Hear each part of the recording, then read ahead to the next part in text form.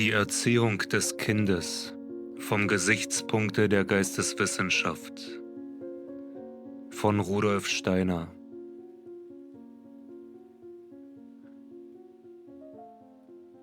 Das gegenwärtige Leben stellt mancherlei in Frage, was der Mensch von seinen Vorfahren ererbt hat.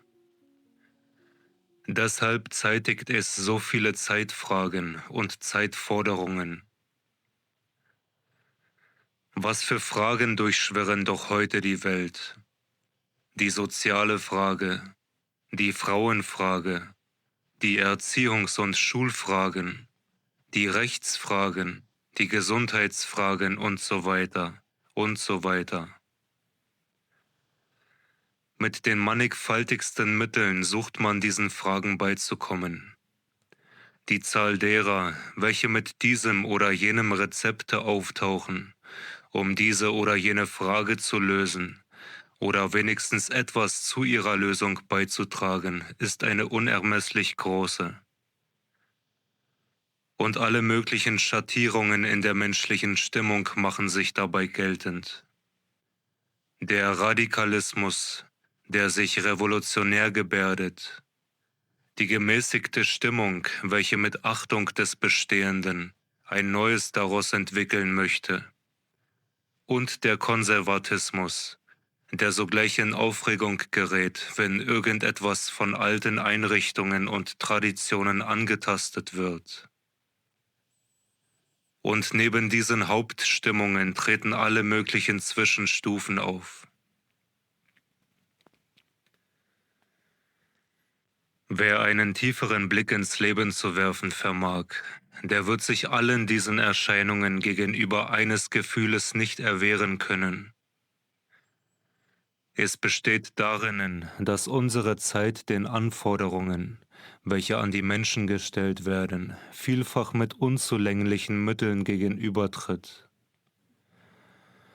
Viele möchten das Leben reformieren, ohne es in seinen Grundlagen wirklich zu kennen. Wer Vorschläge machen will, wie es in der Zukunft geschehen soll, der darf sich nicht damit begnügen, das Leben nur an seiner Oberfläche kennenzulernen. Er muss es in seinen Tiefen erforschen. Das ganze Leben ist wie eine Pflanze, welche nicht nur das enthält, was sie dem Auge darbietet, sondern auch noch einen Zukunftszustand in ihren verborgenen Tiefen birgt. Wer eine Pflanze vor sich hat, die erst Blätter trägt, der weiß ganz gut, dass nach einiger Zeit an dem blättertragenden Stamm auch Blüten und Früchte sein werden. Und im Verborgenen enthält schon jetzt diese Pflanze die Anlagen zu diesen Blüten und Früchten. Wie aber soll jemand sagen können, wie diese Organe aussehen werden, der nur das an der Pflanze erforschen wollte, was sie gegenwärtig dem Auge darbietet? Nur der kann es, der sich mit dem Wesen der Pflanze bekannt gemacht hat. Auch das ganze menschliche Leben enthält die Anlagen seiner Zukunft in sich. Um aber über diese Zukunft etwas sagen zu können, muss man in die verborgene Natur des Menschen eindringen. Unsere Zeit hat aber dazu keine rechte Neigung. Sie beschäftigt sich mit dem, was an der Oberfläche erscheint, und glaubt ins Unsichere zu kommen, wenn sie zu demjenigen vordringen soll, das sich der äußeren Beobachtung entzieht. Bei der Pflanze ist die Sache allerdings wesentlich einfacher. Der Mensch weiß, dass ihresgleichen so und so oft Blüten und Früchte getragen haben. Das Menschenleben ist nur einmal vorhanden, und die Blüten, welche es in der Zukunft tragen soll, waren noch nicht da. Dessen ungeachtet sind sie im Menschen ebenso als Anlagen vorhanden, wie die Blüten in einer gegenwärtig erst blättertragenden Pflanze. Und es gibt eine Möglichkeit, über diese Zukunft etwas zu sagen, wenn man unter die Oberfläche der Menschennatur bis zu ihrem Wesen vordringt. Die verschiedenen Reformideen der Gegenwart können erst wirklich fruchtbar und praktisch werden, wenn sie aus einer solchen tieferen Erforschung des Menschenlebens herausgemacht werden. Die Aufgabe, eine das Wesen des Menschenlebens umfassende praktische Weltauffassung zu geben, muss ihrer ganzen Anlage nach die Geisteswissenschaft haben. Ob das, was heute vielfach so genannt wird, berechtigt ist, einen solchen Anspruch zu erheben, darauf kommt es nicht an. Es handelt sich vielmehr um das Wesen der Geisteswissenschaft, um darum, was sie diesem Wesen nach sein kann. Nicht eine graue Theorie soll sie sein, welche der bloßen Erkenntnis Neugierde entgegenkommt, und auch nicht ein Mittel für einige Menschen, welche aus Selbstsucht für sich eine höhere Stufe der Entwicklung haben möchten. Sie kann sein ein Mitarbeiter an den wichtigsten Aufgaben der gegenwärtigen Menschheit, an der Entwicklung zu deren Wohlfahrt. Sie wird allerdings damit rechnen müssen, mancherlei Anfechtungen und Zweifel zu erfahren, wenn sie sich gerade eine solche Mission zuerkennt. Radikale und Gemäßigte sowie Konservative auf allen Gebieten des Lebens werden ihr solche Zweifel entgegenbringen müssen. Denn sie wird es zunächst keiner Partei recht machen können, weil ihre Voraussetzungen weit jenseits alles Parteigetriebes liegen. Diese Voraussetzungen wurzeln nämlich einzig und allein in der wahren Lebenserkenntnis. Wer das Leben erkennt, der wird nur aus dem Leben selbst heraus sich seine Aufgaben stellen können. Er wird keine Willkürprogramme aufstellen, denn er weiß, dass in der Zukunft keine anderen Grundgesetze des Lebens herrschen werden als in der Gegenwart. Der Geistesforschung wird daher notwendigerweise die Achtung vor dem Bestehenden zukommen. Mag sie in denselben noch so viel Verbesserungsbedürftiges finden, sie wird nicht ermangeln, in diesem Bestehenden selbst die Keime zur Zukunft zu sehen. Aber sie weiß auch, dass in allem Werden ein Wachsen und eine Entwicklung ist. Deshalb werden ihr in dem Gegenwärtigen die Keime zu einer Umwandlung, zu einem Wachstum erscheinen.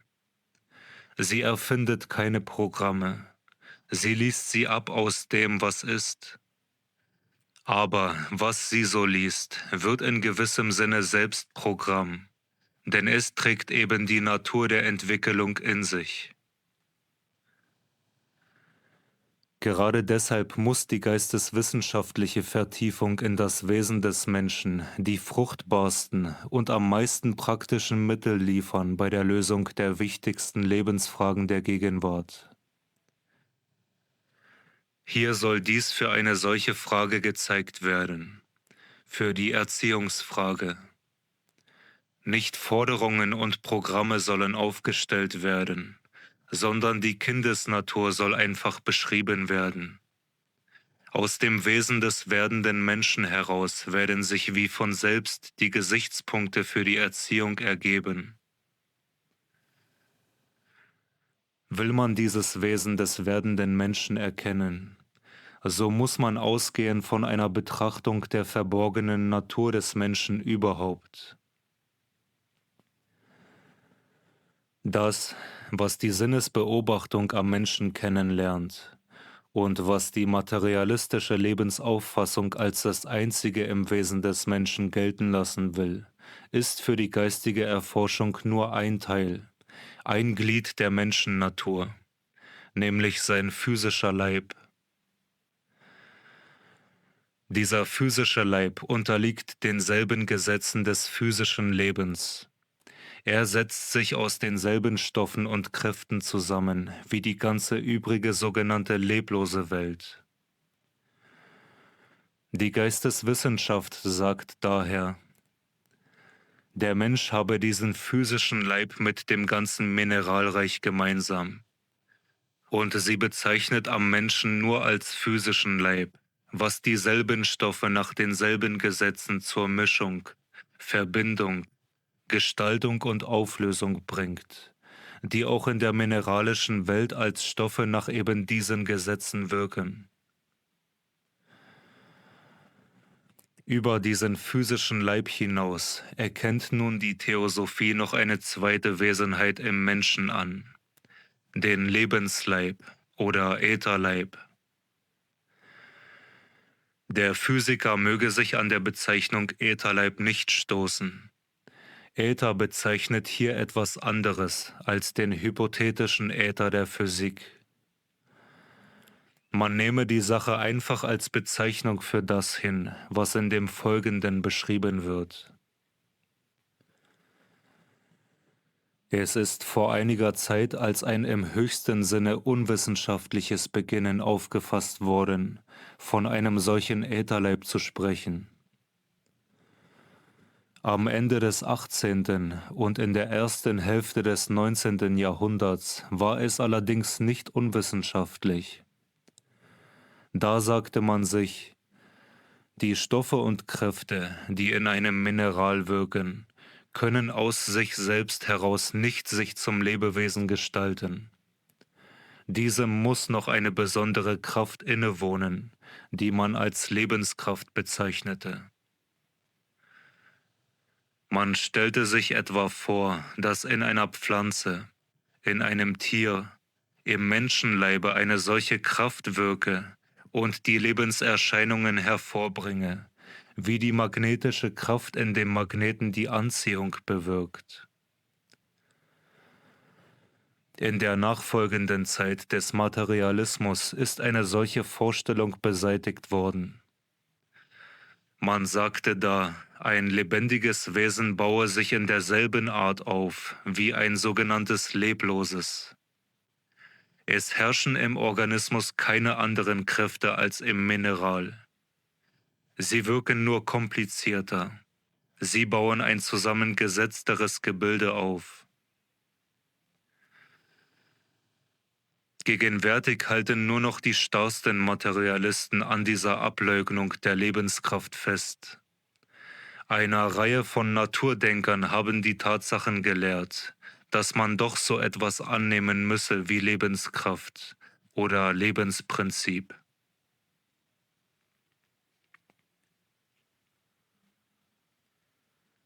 So kommt auf diese Art die neuere Wissenschaft in einem gewissen Sinne dem nahe, was die Geisteswissenschaft in Bezug auf den Lebensleib sagt.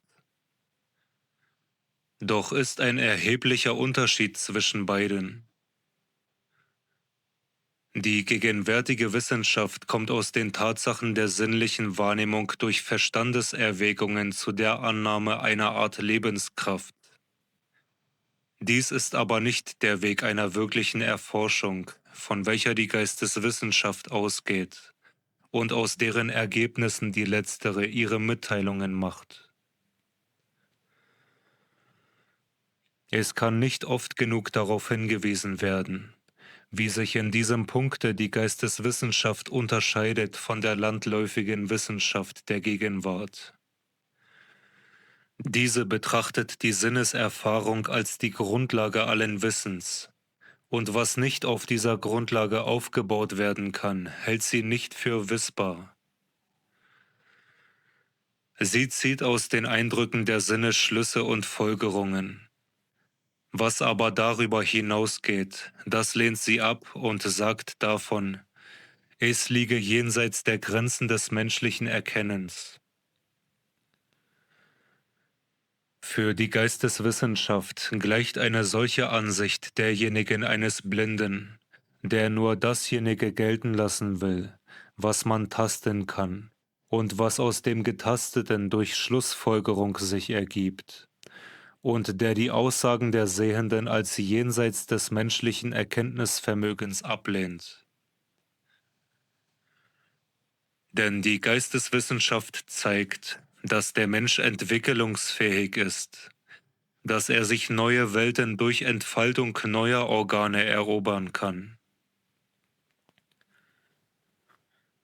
Wie Farben und Licht um den Blinden sind, und dieser sie nur nicht wahrnehmen kann, weil er keine Organe dazu hat. So erklärt die Geisteswissenschaft: Es gibt viele Welten um den Menschen herum, und dieser kann sie wahrnehmen, wenn er nur die notwendigen Organe dazu ausbildet. Wie der Blinde in eine neue Welt blickt, sobald er operiert ist, so kann der Mensch durch Entfaltung höherer Organe noch ganz andere Welten erkennen, als diejenigen sind, die ihm zunächst die gewöhnlichen Sinne wahrnehmen lassen. Ob nun ein leiblich Blinder operierbar ist oder nicht, das hängt von der Beschaffenheit der Organe ab. Jene höheren Organe aber, durch welche der Mensch in übergeordnete Welten eindringen kann, sind im Keime bei jedem Menschen vorhanden. Jeder kann sie entwickeln, der Geduld, Ausdauer und Energie dazu hat, jene Methoden auf sich anzuwenden, welche in den Aufsätzen „Wie erlangt man Erkenntnisse der höheren Welten?" beschrieben worden sind. So spricht die Geisteswissenschaft überhaupt nicht. Der Mensch habe durch seine Organisation Grenzen der Erkenntnis, sondern sie sagt: Es gibt für den Menschen diejenigen Welten, für die er Wahrnehmungsorgane hat. Sie spricht nur von den Mitteln, die jeweiligen Grenzen zu erweitern. So stellt sie sich auch zu der Erforschung des Lebens oder Ätherleibes und alles dessen, was in dem Folgenden noch als die höheren Glieder der Menschennatur angegeben wird. Sie gibt zu, dass der Erforschung der leiblichen Sinne nur der physische Leib zugänglich sein kann und dass man von ihrem Gesichtspunkte aus höchstens durch Schlussfolgerungen auf einen höheren verfallen kann.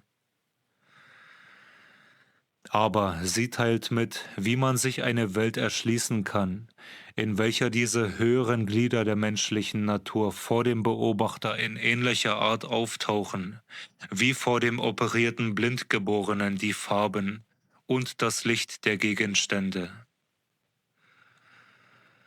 Für diejenigen, welche ihre höheren Wahrnehmungsorgane entwickelt haben, ist der Äther oder Lebensleib ein Gegenstand der Beobachtung, nicht der Verstandestätigkeit und Schlussfolgerung.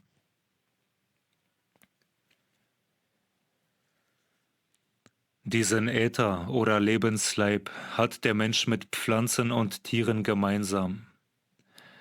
Er bewirkt, dass die Stoffe und Kräfte des physischen Leibes sich zu den Erscheinungen des Wachstums, der Fortpflanzung, der inneren Bewegung der Säfte usw. gestalten. Er ist also der Erbauer und Bildner des physischen Leibes, dessen Bewohner und Architekt. Man kann daher auch den physischen Leib ein Abbild oder einen Ausdruck diesen Lebensleibes nennen. In Bezug auf Form und Größe sind beide beim Menschen annähernd, doch keineswegs ganz gleich. Bei den Tieren und noch mehr bei den Pflanzen unterscheidet sich aber der Ätherleib in Bezug auf die Gestalt und Ausdehnung erheblich von dem physischen Leibe.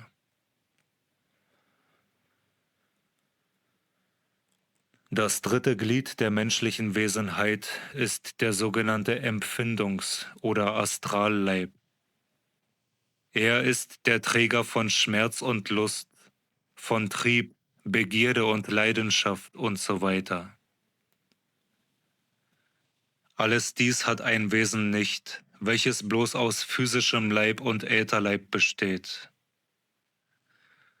Man kann alles das Genannte zusammenfassen unter dem Ausdrucke Empfindung. Die Pflanze hat nicht Empfindung. Wenn in unserer Zeit mancher Gelehrte aus der Tatsache, dass man Pflanzen auf Reize mit Bewegungen, oder in anderer Art antworten, schließt, die Pflanzen haben ein gewisses Empfindungsvermögen. So zeigt er damit bloß, dass er das Wesen der Empfindung nicht kennt. Es kommt dabei nämlich nicht darauf an, dass das betreffende Wesen eine Antwort gibt auf einen äußeren Reiz, sondern vielmehr darauf, dass der Reiz sich durch einen inneren Vorgang wie Lust oder Schmerz, Trieb, Begierde usw. abspiegelt. Hielte man dies nicht fest, so wäre man auch berechtigt zu sagen, dass blaues Lackmuspapier eine Empfindung habe von gewissen Substanzen, weil es sich beim Berühren mit denselben rötet. Den Empfindungsleib hat der Mensch nur noch mit der Tierwelt gemeinsam. Er ist also der Träger des Empfindungsleibes. Man darf nicht in den Fehler gewisser theosophischer Kreise verfallen und sich den Äther oder Empfindungsleib einfach aus feineren Stoffen bestehend denken, als sie im physischen Leib vorhanden sind. Das hieße diese höheren Glieder der menschlichen Natur vermaterialisieren. Der Ätherleib ist eine Kraftgestalt. Er besteht aus wirkenden Kräften, nicht aber aus Stoff. Der Astral- oder Empfindungsleib ist eine Gestalt aus in sich beweglichen, farbigen, leuchtenden Bildern. Der Empfindungsleib ist in Form und Größe von dem physischen Leibe abweichend. Er zeigt beim Menschen die Gestalt eines länglichen Eies, in dem der physische und der Ätherleib eingebettet sind. Er ragt an allen Seiten über die beiden als eine Lichtbildgestalt hervor. Nun hat der Mensch ein viertes Glied seiner Wesenheit, das er nicht mit anderen Erdenwesen teilt. Dieses ist der Träger des menschlichen Ich. Das Wörtchen Ich, wie es zum Beispiel in der deutschen Sprache angewendet wird, ist ein Name, der sich von allen anderen Namen unterscheidet. Wer über die Natur dieses Namens in zutreffender Weise nachdenkt, der eröffnet sich damit zugleich den Zugang zur Erkenntnis der menschlichen Natur. Jeden anderen Namen können alle Menschen in der gleichen Art auf das ihm entsprechende Ding anwenden. Den Tisch kann jeder Tisch, den Stuhl ein jeder Stuhl nennen. Bei dem Namen Ich ist dies nicht der Fall. Es kann ihn keiner anwenden zur Bezeichnung eines anderen. Jeder kann nur sich selbst Ich nennen. Niemals kann der Name Ich an mein Ohr klingen als Bezeichnung für mich. Indem der Mensch sich als Ich bezeichnet, muss er in sich selbst sich benennen. Ein Wesen, das zu sich Ich sagen kann, ist eine Welt für sich. Diejenigen Religionen, welche auf Geisteswissenschaft gebaut sind, haben das immer empfunden. Sie haben daher gesagt, mit dem Ich beginne der Gott, der sich bei niedrigeren Wesen nur von außen in den Erscheinungen der Umgebung offenbart, im Innern zu sprechen. Der Träger der hier geschilderten Fähigkeit ist nun der Ich-Leib, das vierte Glied der menschlichen Wesenheit. Dieser Ich-Leib ist der Träger der höheren Menschenseele. Durch ihn ist der Mensch die Krone der Erdenschöpfung. Das Ich ist aber in dem gegenwärtigen Menschen keineswegs eine einfache Wesenheit. Man kann seine Natur erkennen, wenn man die Menschen verschiedener Entwicklungsstufen miteinander vergleicht. Man blicke auf den ungebildeten Wilden und den europäischen Durchschnittsmenschen und vergleiche diesen wieder mit einem hohen Idealisten. Sie haben alle die Fähigkeit, zu sich Ich zu sagen. Der Ich-Leib ist bei allen vorhanden. Der ungebildete Wilde folgt aber seinen Leidenschaften, Trieben und Begierden mit diesem Ich fast wie das Tier. Der höher entwickelte sagt sich gegenüber gewissen Neigungen und Lüsten: Diesen darfst du folgen. Andere zügelt er und unterdrückt sie. Der Idealist hat zu den ursprünglichen Neigungen und Leidenschaften höhere hinzugebildet. Dies ist alles dadurch geschehen, dass das Ich an den anderen Gliedern der menschlichen Wesenheit gearbeitet hat. Ja, darinnen liegt gerade die Aufgabe des Ich, dass es die anderen Glieder von sich aus veredelt und läutert. So sind bei demjenigen Menschen, der hinausgelangt ist über den Zustand, in den ihn die äußere Welt versetzt hat, die niederen Glieder unter dem Einfluss des Ich mehr oder weniger verändert worden. In dem Zustande, in dem sich der Mensch über das Tier eben erhebt, in dem sein Ich aufblitzt, gleicht er in Bezug auf die niederen Glieder noch dem Tiere. Sein Äther oder Lebensleib ist lediglich der Träger der lebendigen Bildungskräfte, des Wachstums und der Fortpflanzung. Sein Empfindungsleib drückt nur solche Triebe, Begierden und Leidenschaften aus, welche durch die äußere Natur angeregt werden. Indem der Mensch von dieser Bildungsstufe aus durch die aufeinander folgenden Leben oder Verkörperungen zu immer höherer Entwicklung sich hindurchringt, arbeitet sein Ich die anderen Glieder um.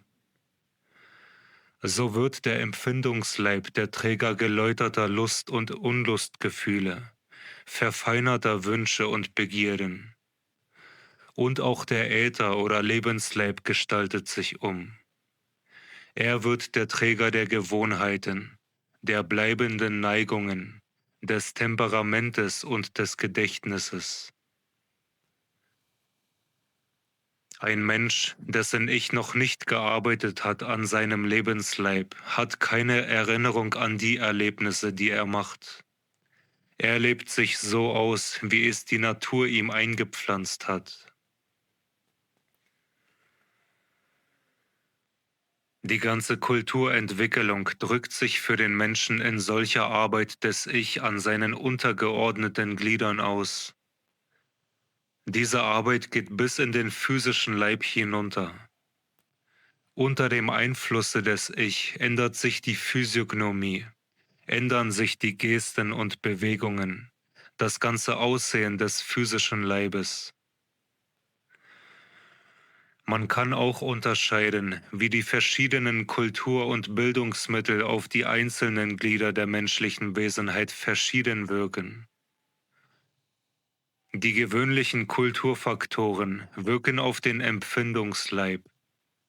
Sie bringen diesem andere Arten von Lust und Unlust, von Trieben und so weiter bei, als er vom Ursprunge aus hatte.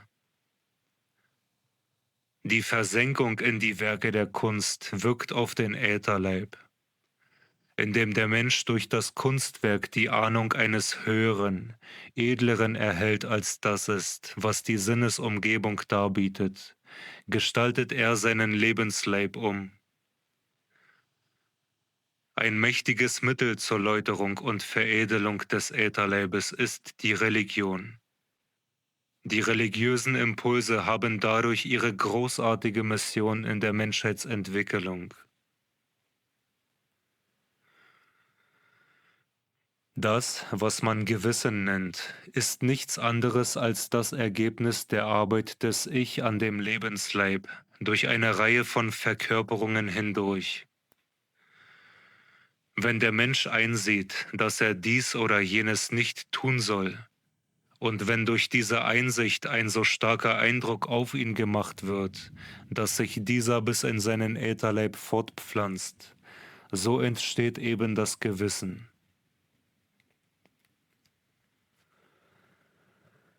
Nun kann diese Arbeit des Ich an den untergeordneten Gliedern entweder eine solche sein, die mehr dem ganzen Menschengeschlechte eigen ist, oder sie kann ganz individuell eine Leistung des einzelnen Ich an sich selbst sein. An der ersteren Umwandlung des Menschen arbeitet gewissermaßen die ganze menschliche Gattung mit. Die letztere muss auf der eigensten Tätigkeit des Ich beruhen. Wenn nun das Ich so stark wird, dass es nur durch die eigenste Kraft den Empfindungsleib umarbeitet, so nennt man dasjenige, was das Ich auf diese Art aus diesem Empfindungs- oder Astralleibe macht, das Geist selbst, oder mit einem morgenländischen Ausdrucke, Manas. Diese Umgestaltung beruht im Wesentlichen auf einem Lernen, auf einem Bereichern des Innern mit höheren Ideen und Anschauungen. Es kann aber das Ich noch zu einer höheren, ureigensten Arbeit an der eigenen Wesenheit des Menschen kommen. Dies geschieht, wenn nicht bloß der Astralleib bereichert, sondern der Äther oder Lebensleib umgestaltet wird. Der Mensch lernt so manches im Leben, und wenn er von irgendeinem Punkte aus auf dieses Leben zurückblickt, so kann er sich sagen, ich habe vieles gelernt. Aber er wird in einem viel geringeren Maße von einer Umwandlung von Temperament, Charakter, von einem besser oder schlechter werden des Gedächtnisses während des Lebens sprechen können. Das Lernen betrifft den Astralleib. Diesen letzteren Umwandlungen dagegen betreffen den Äther oder Lebensleib. Es ist daher kein unzutreffendes Bild, wenn man die Veränderung des Astralleibes im Leben mit dem Gang des Minutenzeigers der Uhr, die Umwandlung des Lebensleibes mit demjenigen des Stundenzeigers vergleicht. Wenn der Mensch in die höhere oder sogenannte Geheimschulung eintritt, so kommt es vor allem darauf an, dass er diese letztere Umwandlung aus der ureigensten Macht des Ich heraus vornimmt. Er muss ganz bewusst und individuell an der Verwandlung von den Gewohnheiten, Temperament, Charakter, Gedächtnis usw. arbeiten. So viel er auf diese Art in den Lebensleib hineinarbeitet, so viel verwandelt er diesen im Sinne der geisteswissenschaftlichen Ausdrucksweise in Lebensgeist oder wie der morgenländische Ausdruck lautet in Buddhi.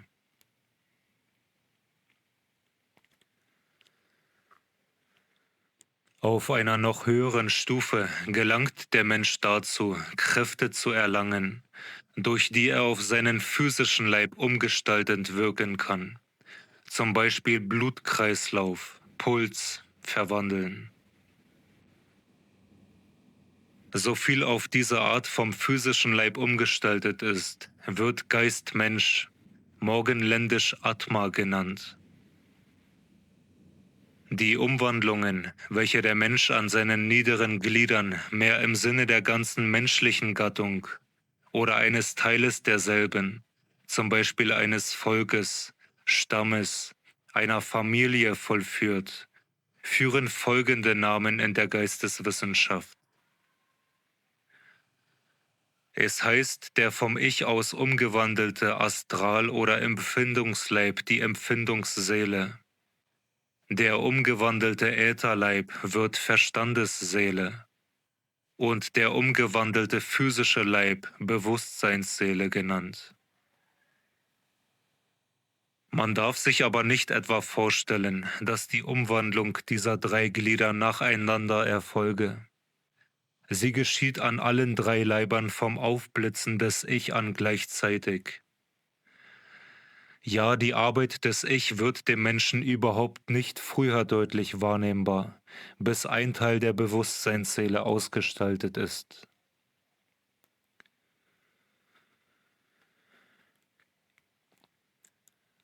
Man sieht aus dem Vorhergehenden, dass man beim Menschen von 4 Gliedern seiner Wesenheit sprechen kann: dem physischen Leib, dem Äther- oder Lebensleib, dem Astral- oder Empfindungsleib und dem Ich-Leib. Empfindungsseele, Verstandesseele, Bewusstseinsseele, ja auch die noch höheren Glieder der menschlichen Natur, Geist selbst, Lebensgeist, Geistesmensch, treten als Umwandlungsprodukte an diesen 4 Gliedern auf. Wenn von den Trägern der Eigenschaften des Menschen die Rede ist, so kommen in der Tat nur jene 4 Glieder in Betracht.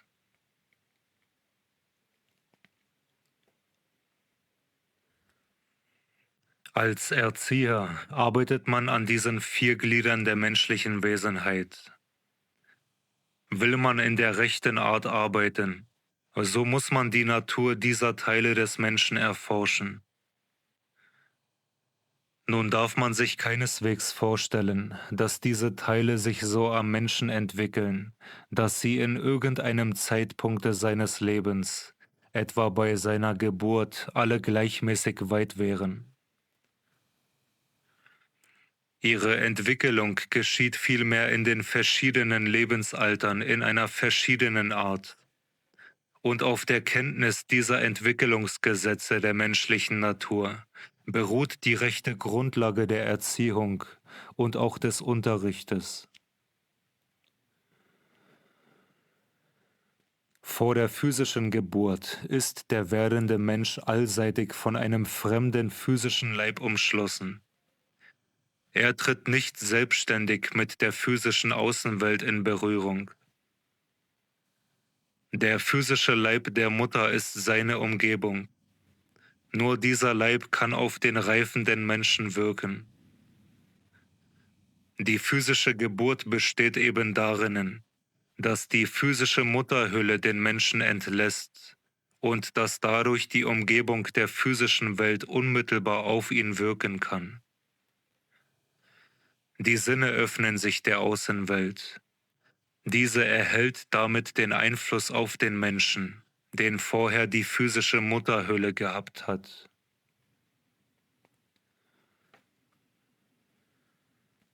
Für eine geistige Weltauffassung, wie sie von der Geistesforschung vertreten wird, ist damit wohl der physische Leib geboren, noch nicht aber der Äther- oder Lebensleib. Wie der Mensch bis zu seinem Geburtszeitpunkte von einer physischen Mutterhülle, so ist er bis zur Zeit des Zahnwechsels, also etwa bis zum 7. Jahre, von einer Ätherhülle und einer Astralhülle umgeben. Erst während des Zahnwechsels entlässt die Ätherhülle den Ätherleib. Dann bleibt noch eine Astralhülle bis zum Eintritt der Geschlechtsreife. In diesem Zeitpunkt wird auch der Astral- oder Empfindungsleib nach allen Seiten frei, wie es der physische Leib bei der physischen Geburt, der Ätherleib beim Zahnwechsel geworden ist. So muss die Geisteswissenschaft von 3 Geburten des Menschen reden. Bis zum Zahnwechsel können Eindrücke, die an den Ätherleib kommen sollen, diesen ebenso wenig erreichen, wie das Licht und die Luft der physischen Welt den physischen Leib erreichen können, solange dieser im Schoße der Mutter ruht. Bevor der Zahnwechsel eintritt, arbeitet am Menschen nicht der freie Lebensleib.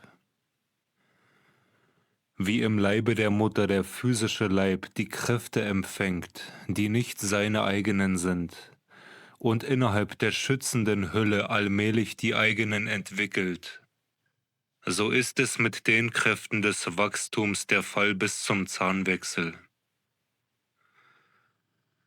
Der Ätherleib arbeitet da erst die eigenen Kräfte aus im Verein mit den ererbten Fremden. Während dieser Zeit des Freiwerdens des Ätherleibes ist der physische Leib aber schon selbstständig. Es arbeitet der sich befreiende Ätherleib das aus, was er dem physischen Leib zu geben hat. Und der Schlusspunkt dieser Arbeit sind die eigenen Zähne des Menschen, die an die Stelle der Vererbten treten. Sie sind die dichtesten Einlagerungen in dem physischen Leib und treten daher in dieser Zeitperiode zuletzt auf.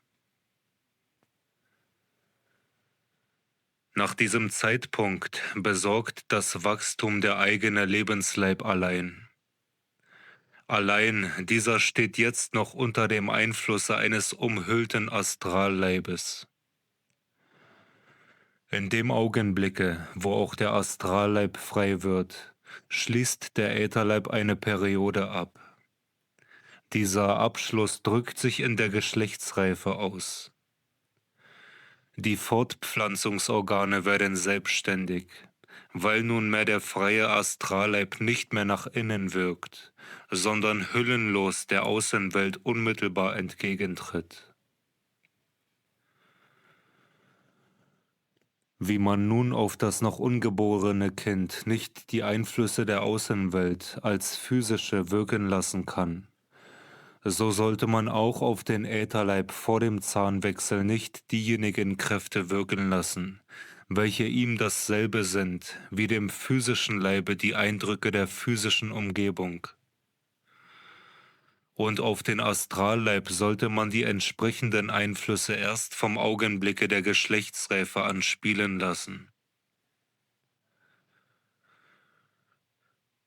Nicht allgemeine Redensarten, wie etwa harmonische Ausbildung aller Kräfte und Anlagen und dergleichen, können die Grundlage einer echten Erziehungskunst sein, sondern nur auf einer wirklichen Erkenntnis der menschlichen Wesenheit kann eine solche aufgebaut werden.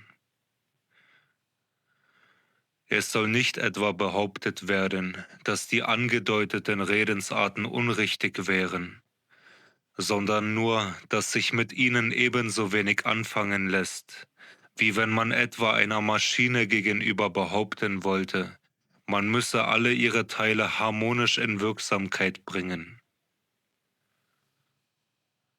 Nur wer nicht mit allgemeinen Redensarten, sondern mit wirklicher Kenntnis der Maschine im Einzelnen an sie herantritt, kann sie handhaben.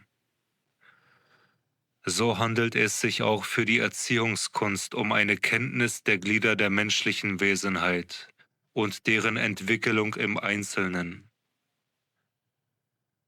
Man muss wissen, auf welchen Teil der menschlichen Wesenheit man in einem bestimmten Lebensalter einzuwirken hat und wie solche Einwirkung sachgemäß geschieht. Es ist ja kein Zweifel, dass sich eine wirklich realistische Erziehungskunst, wie sie hier angedeutet wird, nur langsam Bahn brechen kann. Das liegt in der Anschauungsweise unserer Zeit, die noch lange die Tatsachen der geistigen Welt als den Ausfluss einer tollen Fantastik ansehen wird, während ihr allgemeine, völlig unwirkliche Redensarten als das Ergebnis einer realistischen Denkungsart erscheinen werden. Hier soll rückhaltlos gezeichnet werden, was gegenwärtig von vielen als Fantasiegemälde genommen werden wird, was aber einmal als selbstverständlich gelten wird.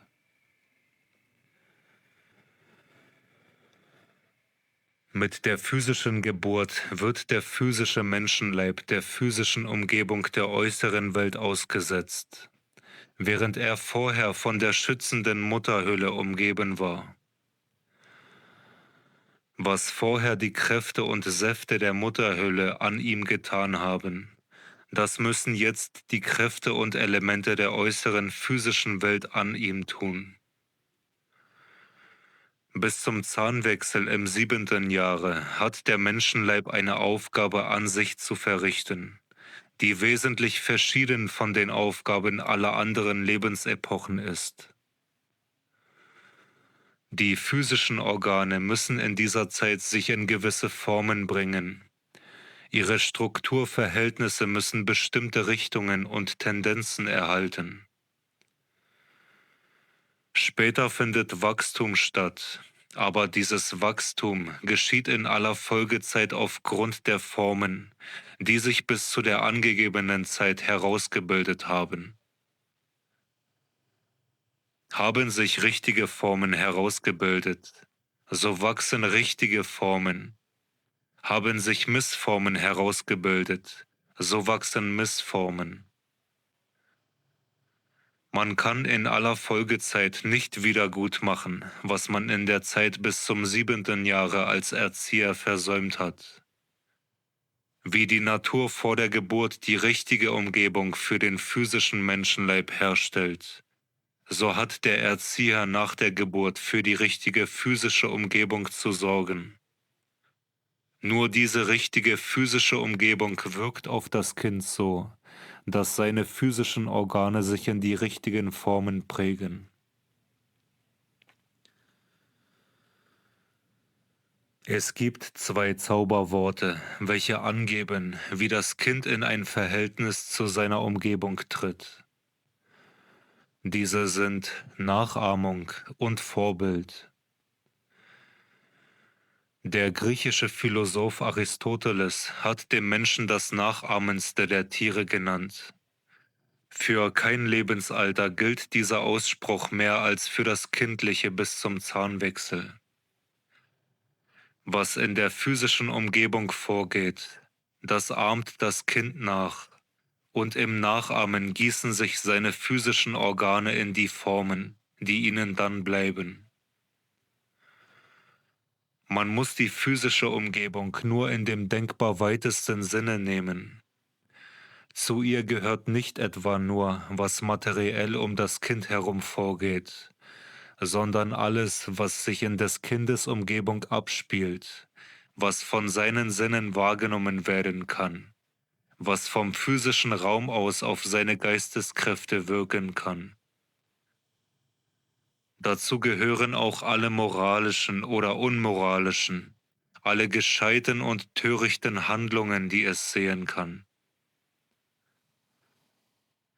Nicht moralische Redensarten, nicht vernünftige Belehrungen wirken auf das Kind in der angegebenen Richtung, sondern dasjenige, was die Erwachsenen in seiner Umgebung sichtbar vor seinen Augen tun.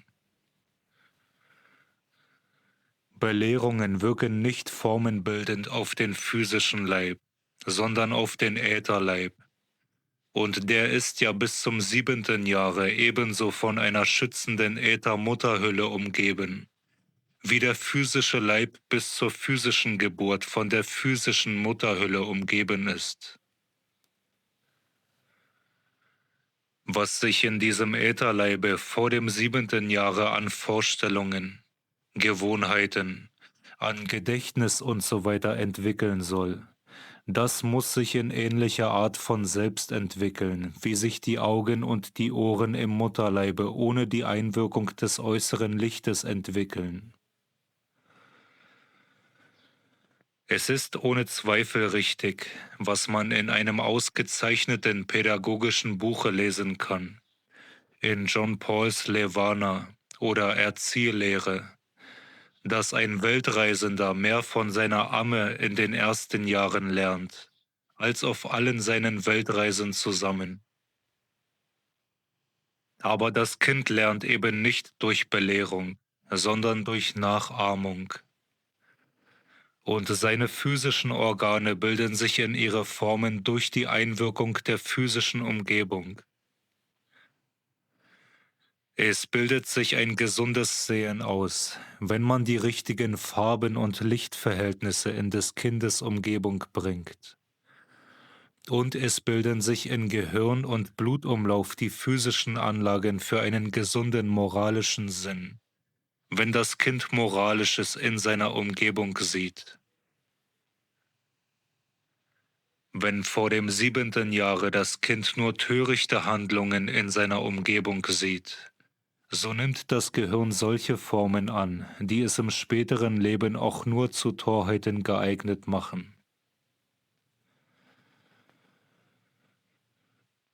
Wie die Muskeln der Hand stark und kräftig werden, wenn sie die ihnen gemäße Arbeit verrichten, So wird das Gehirn und werden die anderen Organe des physischen Menschenleibes in die richtigen Bahnen gelenkt, wenn sie die richtigen Eindrücke von ihrer Umgebung erhalten.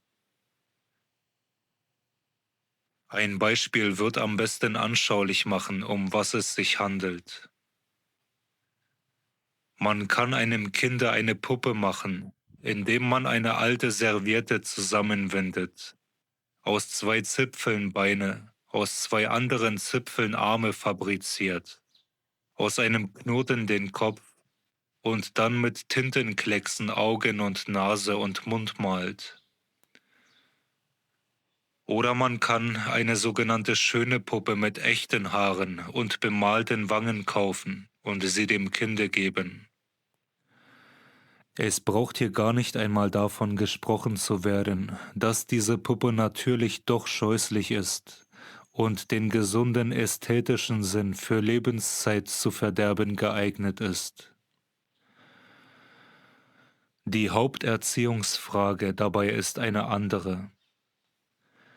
Wenn das Kind die zusammengewickelte Serviette vor sich hat, so muss es sich aus seiner Fantasie heraus das ergänzen, was das Ding erst als Mensch erscheinen lässt.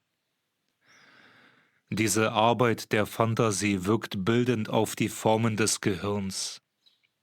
Dieses schließt sich auf, wie sich die Muskeln der Hand aufschließen durch die ihnen angemessene Arbeit.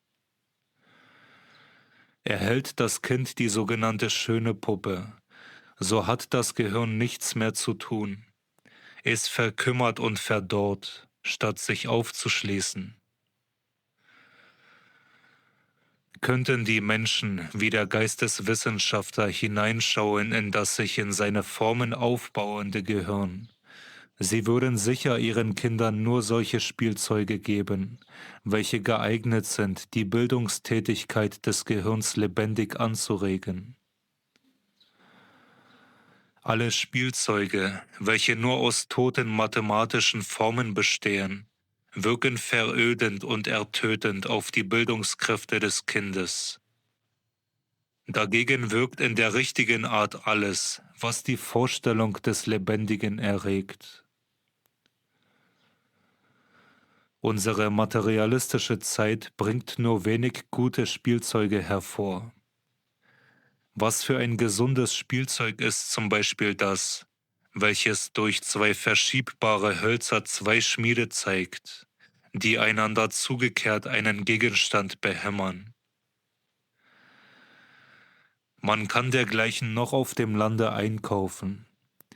Sehr gut sind auch jene Bilderbücher, deren Figuren durch Fäden von unten gezogen werden können, so dass sich das Kind selbst das tote Bild in die Abbildung von Handlungen umsetzen kann.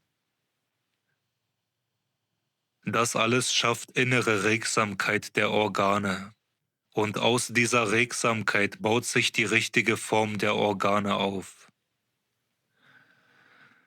Diese Dinge können ja natürlich hier nur angedeutet werden, aber die Geisteswissenschaft wird künftig berufen sein, im Einzelnen das Nötige anzugeben, und das vermag sie.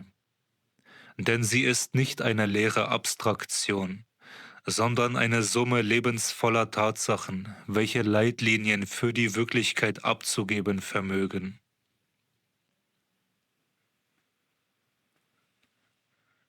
Nur ein paar Beispiele mögen noch angeführt werden. Anders muss im Sinne der Geisteswissenschaft ein sogenanntes nervöses, ein aufgeregtes, anders ein lethargisches, unregsames Kind in Bezug auf seine Umgebung behandelt werden. Alles kommt da in Betracht, von den Farben des Zimmers und der anderen Gegenstände, welche das Kind gewöhnlich umgeben, bis zu den Farben der Kleider, die man ihm anzieht. Man wird da oft das Verkehrte tun, wenn man sich nicht von der Geisteswissenschaft leiten lässt. Denn der materialistische Sinn wird in vielen Fällen gerade zum Gegenteile vom Richtigen greifen. Ein aufgeregtes Kind muss man mit roten oder rot-gelben Farben umgeben und ihm Kleider in solchen Farben machen lassen. Dagegen ist bei einem unregsamen Kinde zu den blauen oder blau-grünen Farben zu greifen. Es kommt nämlich auf die Farbe an, die als Gegenfarbe im Innern erzeugt wird. Das ist zum Beispiel bei Rot die grüne, bei Blau die orange-gelbe Farbe, wie man sich leicht überzeugen kann, wenn man eine Weile auf eine entsprechend gefärbte Fläche blickt und dann rasch das Auge auf eine weiße Fläche richtet. Diese Gegenfarbe wird von den physischen Organen des Kindes erzeugt und bewirkt die entsprechenden dem Kinde notwendigen Organstrukturen. Hat das aufgeregte Kind eine rote Farbe in seiner Umgebung, so erzeugt es in seinem Innern das grüne Gegenbild. Und die Tätigkeit des Grünerzeugens wirkt beruhigend. Die Organe nehmen die Tendenz der Beruhigung in sich auf.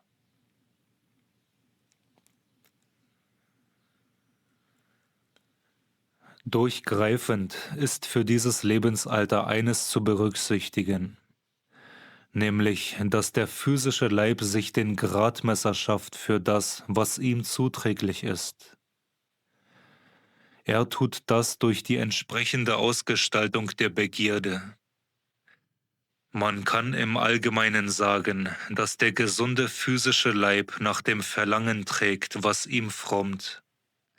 Und solange es auf den physischen Leib bei dem heranwachsenden Menschen ankommt, soll man intim hinsehen auf das, was das gesunde Verlangen, die Begierde, die Freude haben wollen.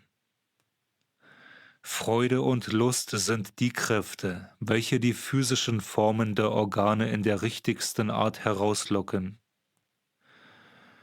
Man kann in dieser Richtung allerdings schwer sündigen, indem man das Kind nicht in die entsprechenden physischen Verhältnisse zur Umgebung setzt. Das kann insbesondere in Bezug auf die Nahrungsinstinkte geschehen. Man kann das Kind mit solchen Dingen überfüttern, dass es seine gesunden Nahrungsinstinkte vollständig verliert, während man sie ihm durch die richtige Ernährung so erhalten kann, dass es genau bis auf das Glas Wasser alles verlangt, was ihm unter gewissen Verhältnissen zuträglich ist, und alles zurückweist, was ihm schaden kann. Die Geisteswissenschaft wird bis auf die einzelnen Nahrungs- und Genussmittel alles anzugeben wissen, was hier in Betracht kommt, wenn sie zum Aufbau einer Erziehungskunst aufgerufen wird. Denn sie ist eine realistische Sache für das Leben, nicht eine graue Theorie, als was sie allerdings heute noch nach den Verirrungen mancher Theosophen erscheinen könnte. Zu den Kräften, welche bildsam auf die physischen Organe wirken, gehört also Freude an und mit der Umgebung. Heitere Mienen der Erzieher und vor allem redliche, keine erzwungene Liebe. Solche Liebe, welche die physische Umgebung gleichsam warm durchströmt, brütet im wahren Sinne des Wortes die Formen der physischen Organe aus. Wenn die Nachahmung gesunder Vorbilder in solcher Atmosphäre der Liebe möglich ist, dann ist das Kind in seinem richtigen Elemente. Strenge sollte daher darauf gesehen werden, dass in der Umgebung des Kindes nichts geschieht, was das Kind nicht nachahmen dürfte. Man sollte nichts tun, wovon man dem Kinde sagen müsste, das darfst du nicht tun. Wie das Kind auf die Nachahmung aus ist, davon kann man sich überzeugen, wenn man beobachtet, dass es Schriftzeichen nachmalt, lange bevor es sie versteht. Es ist sogar ganz gut, wenn das Kind zuerst die Schriftzeichen nachmalt und dann erst später ihren Sinn verstehen lernt. Denn die Nachahmung gehört der Entwicklungsepoche des physischen Leibes an, während der Sinn zu dem Ätherleib spricht, und auf diesen sollte man erst nach dem Zahnwechsel einwirken, wenn seine äußere Ätherhülle von ihm gefallen ist. Besonders sollte alles Sprechen lernen im Sinne der Nachahmung in diesen Jahren geschehen. Hörend lernt das Kind am besten sprechen. Alle Regeln und alle künstliche Belehrung können nichts Gutes wirken. Im frühen Kindesalter ist insbesondere wichtig, dass solche Erziehungsmittel wie zum Beispiel Kinderlieder möglichst einen schönen rhythmischen Eindruck auf die Sinne machen. Weniger auf den Sinn, als vielmehr auf den schönen Klang ist der Wert zu legen. Je erfrischender etwas auf Auge und Ohr wirkt, desto besser ist es. Man sollte nicht unterschätzen, was zum Beispiel tanzende Bewegung nach musikalischem Rhythmus für eine organbildende Kraft haben.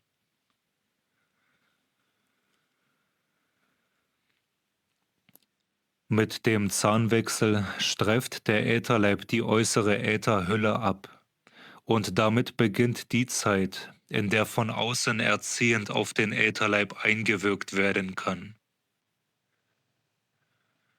Man muss sich klar machen, was von außen auf den Ätherleib wirken kann.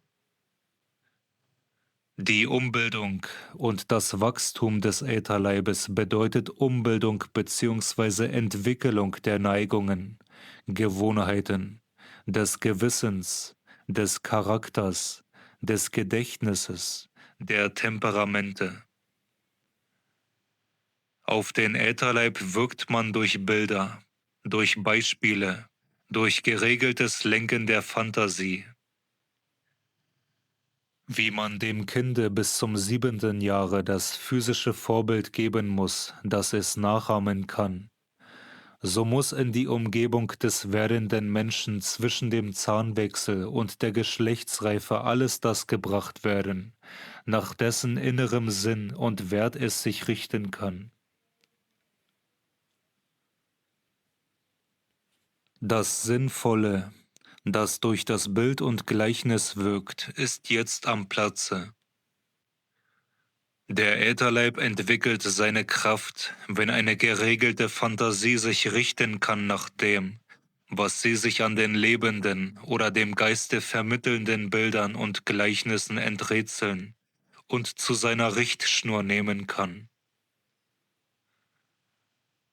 Nicht abstrakte Begriffe wirken in der richtigen Weise auf den wachsenden Ätherleib, sondern das Anschauliche, nicht das Sinnlich, sondern das geistig Anschauliche. Die geistige Anschauung ist das richtige Erziehungsmittel in diesen Jahren. Daher kommt es vor allen Dingen darauf an, dass der junge Mensch in diesen Jahren in seinen Erziehern selbst Persönlichkeiten um sich hat, durch deren Anschauung in ihm die wünschenswerten intellektuellen und moralischen Kräfte erweckt werden können. Wie für die ersten Kindesjahre Nachahmung und Vorbild die Zauberworte der Erziehung sind, so sind es für die jetzt in Rede stehenden Jahre Nachfolge und Autorität.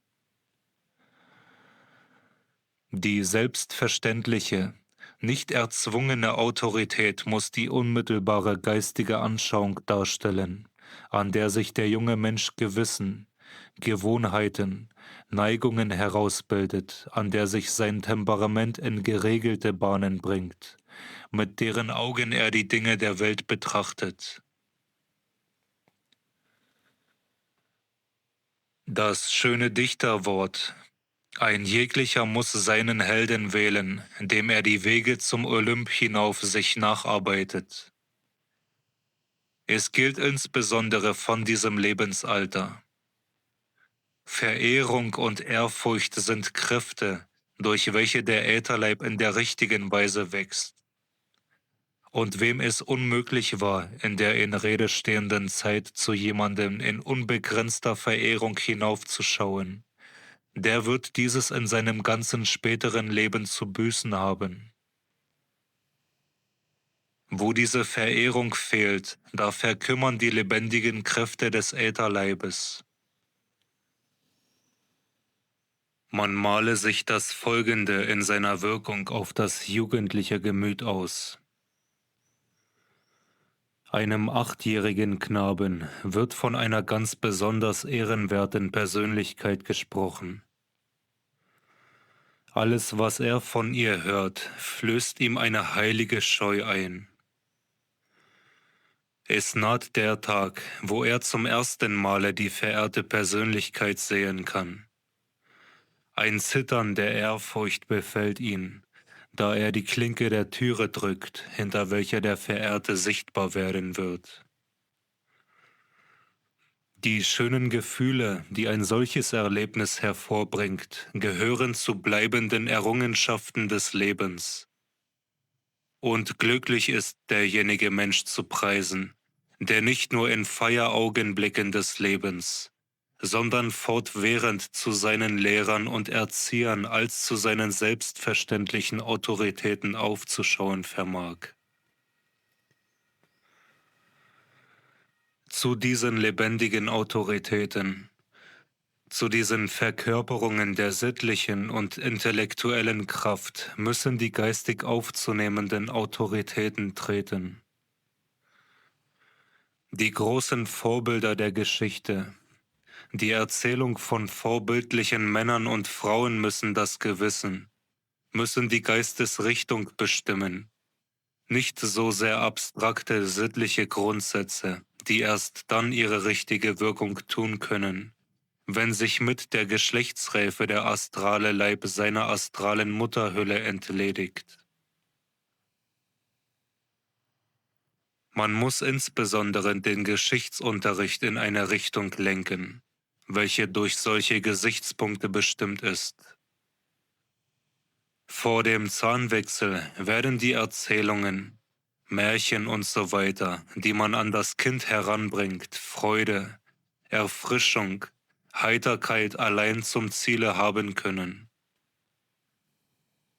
Nach dieser Zeit wird man bei dem zu erzählenden Stoff außer diesem darauf Bedacht zu nehmen haben, dass Bilder des Lebens zur Nacheiferung vor die Seele des jungen Menschen treten. Nicht außer Acht wird zu lassen sein, dass schlechte Gewohnheiten durch entsprechende abstoßende Bilder aus dem Felde geschlagen werden können. Wenig helfen zumeist Ermahnungen gegenüber solchen schlechten Gewohnheiten und Neigungen. Lässt man aber das lebensvolle Bild eines entsprechend schlechten Menschen auf die jugendliche Fantasie wirken, und zeigt man, wozu eine in Frage kommende Neigung in der Wirklichkeit führt, so kann man viel zur Ausrottung wirken. Immer ist eben festzuhalten, dass nicht abstrakte Vorstellungen auf den sich entwickelnden Ätherleib wirken, sondern lebensvolle Bilder in ihrer geistigen Anschaulichkeit. Allerdings muss das zuletzt Erwähnte mit dem größten Takte ausgeführt werden, damit die Sache nicht in das Gegenteil umschlage. Bei Erzählungen kommt alles auf die Art des Erzählens an. Es kann daher nicht ohne weiteres die mündliche Erzählung etwa durch Lektüre ersetzt werden.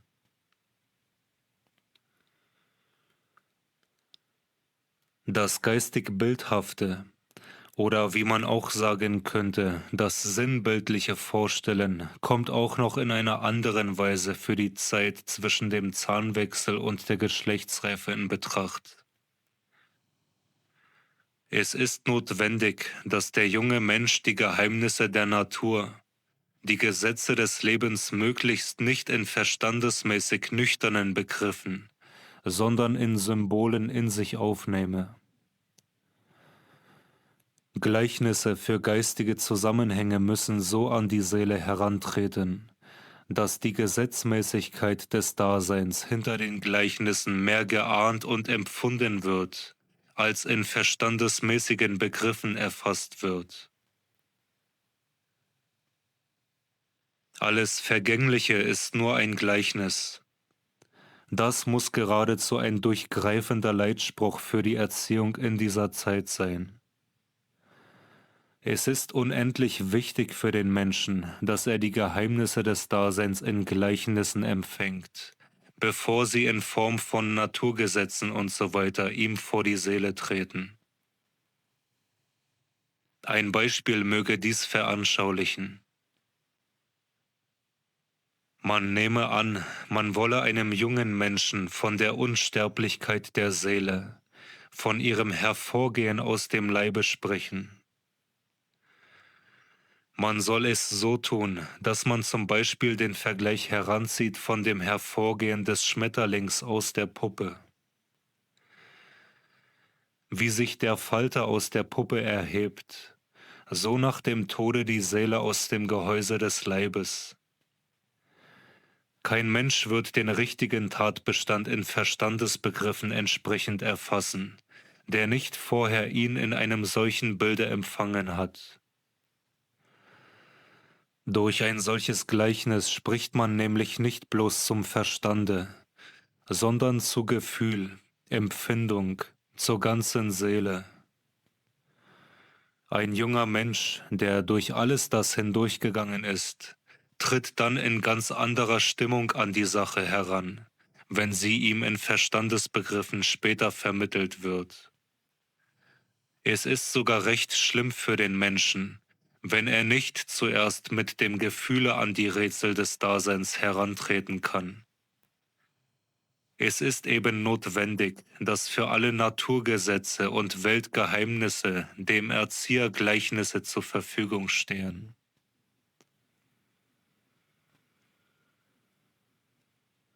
Außerordentlich gut kann man an dieser Sache sehen, wie befruchtend die Geisteswissenschaft auf das praktische Leben wirken muss.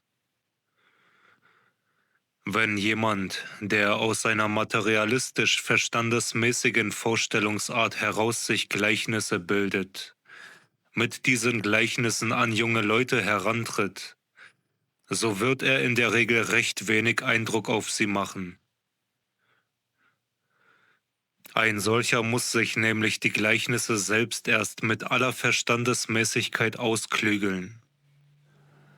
Solche Gleichnisse, zu denen man sich selbst erst herabgebändigt hat, wirken nicht überzeugend auf den, dem man sie mitteilt. Wenn man nämlich in Bildern zu jemand spricht, dann wirkt auf diese nicht bloß, was man sagt oder zeigt, sondern es geht von dem, der mitteilt, ein feiner geistiger Strom hinüber zu dem, dem die Mitteilung gemacht wird.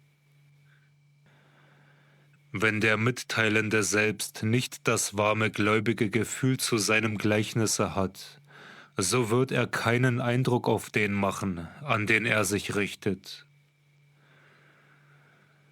Man muss, um recht zu wirken, eben selbst an seine Gleichnisse als an Wirklichkeiten glauben. Das kann man nur, wenn man die geisteswissenschaftliche Gesinnung hat und die Gleichnisse selbst aus der Geisteswissenschaft herausgeboren sind.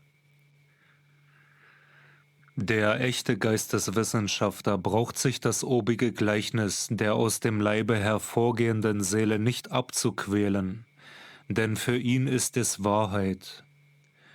Für ihn ist in dem Hervorgehen des Schmetterlings aus der Puppe wirklich auf einer niedrigeren Stufe des Naturdaseins derselbe Vorgang gegeben, der auf einer höheren Stufe in höherer Ausbildung sich wiederholt, in dem Hervorgehen der Seele aus dem Leibe. Er glaubt mit voller Kraft selbst daran. Und dieser Glaube strömt wie in geheimnisvollen Strömungen vom Sprechenden zu dem Hörenden hinüber und bewirkt Überzeugung. Unmittelbares Leben gießt sich dann hinüber und herüber vom Erzieher zum Zögling. Aber zu diesem Leben ist eben notwendig, dass der Erzieher aus dem vollen Quell der Geisteswissenschaft herausschöpft und dass sein Wort und alles, was von ihm ausgeht, Empfindung, Wärme und Gefühlsfarbe erhält durch die echte geisteswissenschaftliche Gesinnung. Eine herrliche Perspektive eröffnet sich damit auf das ganze Erziehungswesen. Wird es sich einmal befruchten lassen von dem Lebensquell der Geisteswissenschaft, dann wird es selbst voll verständnisvollen Lebens sein. Es wird aufhören, das Tasten, das auf diesem Gebiete gang und gäbe ist. Alle Erziehungskunst, alle Pädagogik ist dürr und tot, die nicht aus solcher Wurzel immer frische Säfte zugeführt erhält. Die Geisteswissenschaft hat für alle Weltgeheimnisse die zutreffenden Gleichnisse, die aus dem Wesen der Dinge genommenen Bilder, die nicht erst der Mensch schafft, sondern die von den Kräften der Welt selbst beim Schaffen zugrunde gelegt werden. Deshalb muss die Geisteswissenschaft die lebensvolle Grundlage aller Erziehungskunst sein.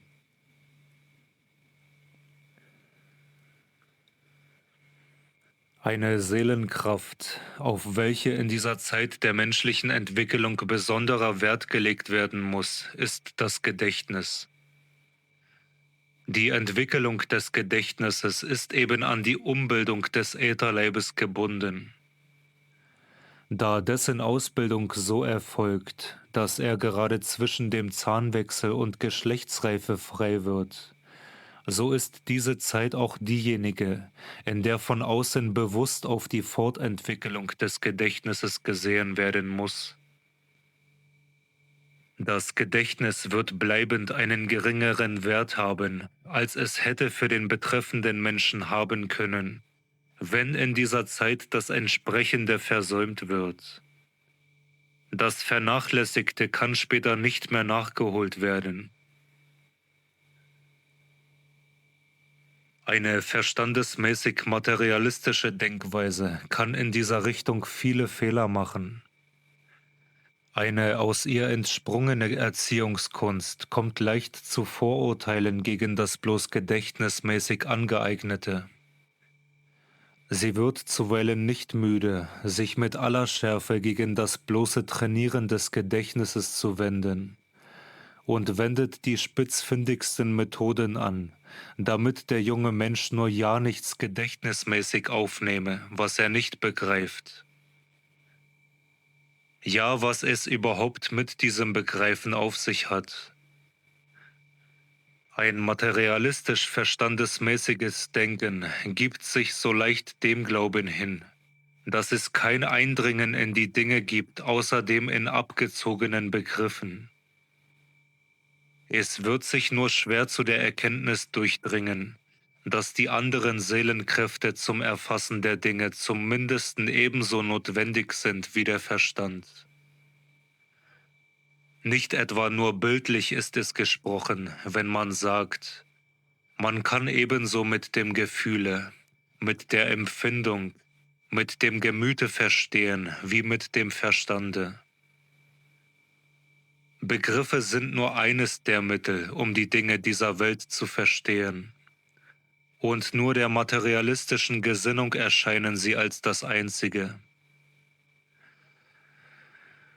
Es gibt natürlich viele Menschen, die nicht glauben werden, Materialisten zu sein, und die dennoch ein verstandesmäßiges Begreifen für die einzige Art des Verstehens halten. Solche Menschen bekennen sich vielleicht zu einer idealistischen, vielleicht sogar zu einer spirituellen Weltauffassung, aber sie verhalten sich zu derselben in ihrer Seele auf materialistische Art. Denn der Verstand ist nun einmal das Seeleninstrument für das Begreifen des Materiellen.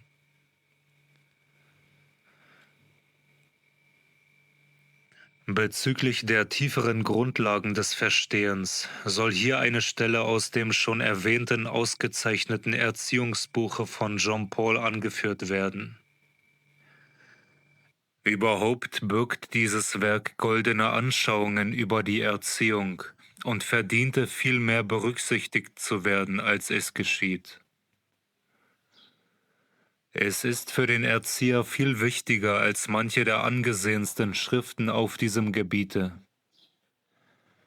Die hier in Betracht kommende Stelle lautet: Fürchtet keine Unverständlichkeit, sogar ganzer Sätze. Eure Miene und euer Akzent und der ahnende Drang zu verstehen hellet die eine Hälfte und mit dieser und der Zeit die andere auf. Der Akzent ist bei Kindern, wie bei den Chinesen und den Weltleuten, die halbe Sprache. Bedenkt, dass sie ihre Sprache so gut, wie wir die griechische oder irgendeine Fremde früher verstehen als reden lernen. Vertrauet auf die Entzifferkanzlei der Zeit und des Zusammenhanges. Ein Kind von 5 Jahren versteht die Wörter doch, zwar nun, hingegen, freilich. Versucht aber einmal von ihnen eine Erklärung zu geben, nicht dem Kinde, sondern dem Vater. Im einzigen Zwar steckt ein kleiner Philosoph. Wenn das 8-jährige Kind mit seiner ausgebildeten Sprache vom 3-jährigen verstanden wird, warum wollt ihr eure zu seinem Lallen einengen? Sprecht immer einige Jahre voraus. Sprechen doch Genies in Büchern mit uns Jahrhunderte voraus. Mit dem Einjährigen sprecht, als sei es ein 2-jähriges. Mit diesem, als sei es ein 6-jähriges, da die Unterschiede des Wachstums im umgekehrten Verhältnis der Jahre abnehmen. Bedenke doch der Erzieher, welcher überhaupt zu sehr alles Lernen den Lehren zuschreibt, dass das Kind seine halbe Welt, nämlich die geistige, zum Beispiel die sittlichen und metaphysischen Anschauungsgegenstände, ja schon fertig und bekehrt in sich trage, und dass eben daher die nur mit körperlichen Ebenbildern gerüstete Sprache die geistige nicht geben, bloß erleuchten könne. Freude wie Bestimmtheit bei Sprachen mit Kindern sollte uns schon von ihrer eigenen Freude und Bestimmtheit gegeben werden. Man kann von ihnen Sprache lernen, sowie durch Sprache sie lehren. Kühne und doch richtige Wortbildungen, zum Beispiel solche, wie ich von 3- und 4-jährigen Kindern gehört. Der Bierfässer, Seiter, Fläscher, der Verfertiger von Fässern, Seiten, Flaschen. Die Luftmaus, gewiss besser als unser Fledermaus. Die Musik geigt, das Licht ausscheren, wegen der Lichtschere. Dreschflegeln, drescheln. Ich bin der Durchsehmann, hinter dem Fernrohr stehend. Ich wollte, ich wäre als Pfeffernüsschenesser angestellt oder als Pfeffernüssler. Am Ende werd ich gar zu klüger. Er hat mich von dem Stuhle heruntergespasst. Sieh, wie eins auf der Uhr es schon ist und so weiter. Zwar spricht diese Stelle von dem Verstehen vor dem verstandesmäßigen Begreifen auf einem anderen Gebiet als auf dem, wovon hier gerade die Rede ist. Allein für das eben Besprochene gilt genau das, was John Paul von der Sprache sagt.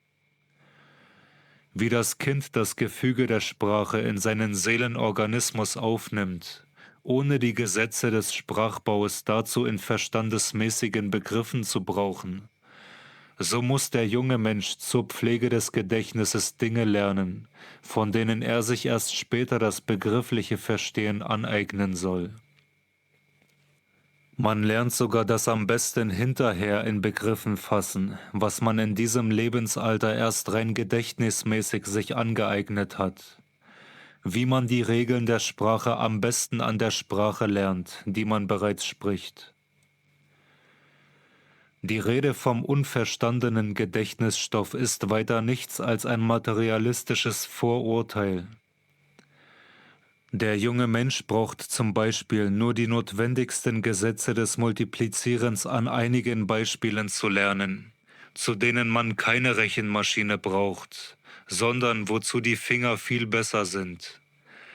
Dann soll er das Einmaleins sich ordentlich gedächtnismäßig aneignen. Wenn man so vorgeht, berücksichtigt man die Natur des werdenden Menschen. Man versündigt sich aber gegen diese, wenn man in der Zeit, in der es auf die Bildung des Gedächtnisses ankommt, den Verstand zu sehr in Anspruch nimmt. Der Verstand ist eine Seelenkraft, die erst mit der Geschlechtsreife geboren wird, auf die man daher vor diesem Lebensalter gar nicht von außen wirken sollte. Bis zur Geschlechtsreife soll sich der junge Mensch durch das Gedächtnis die Schätze aneignen, über welche die Menschheit gedacht hat. Nachher ist die Zeit, mit Begriffen zu durchdringen, was er vorher gut dem Gedächtnis eingeprägt hat. Der Mensch soll sich also nicht etwa bloß merken, was er begriffen hat, sondern er soll begreifen die Dinge, die er weiß, das heißt, wovon er gedächtnismäßig so Besitz genommen hat, wie das Kind von der Sprache. In einem weiten Umfange gilt das. Zuerst rein gedächtnismäßiges Aneignen geschichtlicher Ereignisse, dann Erfassen derselben in Begriffen. Zuerst gutes gedächtnismäßiges Einprägen geografischer Dinge, dann Begreifen des Zusammenhanges derselben und so weiter. In gewisser Beziehung sollte alles Erfassen in Begriffen aus dem aufgespeicherten Gedächtnisschatze genommen werden. Je mehr der junge Mensch schon gedächtnismäßig weiß, bevor es ans begriffliche Erfassen geht, desto besser. Es braucht wohl nicht ausdrücklich ausgeführt zu werden, dass dieses alles eigentlich nur gilt für das Lebensalter, von dem hier die Rede ist, nicht für später. Lernt man nachholend oder sonst wie in einem späteren Lebensalter etwas, so kann natürlich der umgekehrte Weg der richtige und wünschenswerte sein, obwohl auch da noch manches von der Geisteskonstitution des Betreffenden abhängig gemacht werden muss. In dem besprochenen Lebensalter aber darf man den Geist nicht ausdörren durch die Überfüllung mit verstandesmäßigen Begriffen. Auch ein zu weitgehender, rein sinnlicher Anschauungsunterricht entspringt einer materialistischen Vorstellungsart. Alle Anschauung muss für dieses Lebensalter vergeistigt werden. Man soll sich zum Beispiel nicht damit begnügen, eine Pflanze, ein Samenkorn, eine Blüte bloß in sinnlicher Anschauung vorzuführen. Alles soll zum Gleichnis des Geistigen werden. Ein Samenkorn ist eben nicht bloß dasjenige, als was es den Augen erscheint. Es steckt unsichtbar die ganze neue Pflanze darinnen. Dass ein solches Ding mehr ist, als was die Sinne sehen, das muss mit der Empfindung, mit der Fantasie, mit dem Gemüte lebendig erfasst werden. Die Ahnung der Geheimnisse des Daseins muss gefühlt werden. Man kann nicht einwenden, dass durch ein solches Vorgehen die reine sinnliche Anschauung getrübt werde. Im Gegenteil. Durch das Stehenbleiben bei der bloßen Sinnesanschauung kommt die Wahrheit zu kurz. Denn die ganze Wirklichkeit eines Dinges besteht aus Geist und Stoff.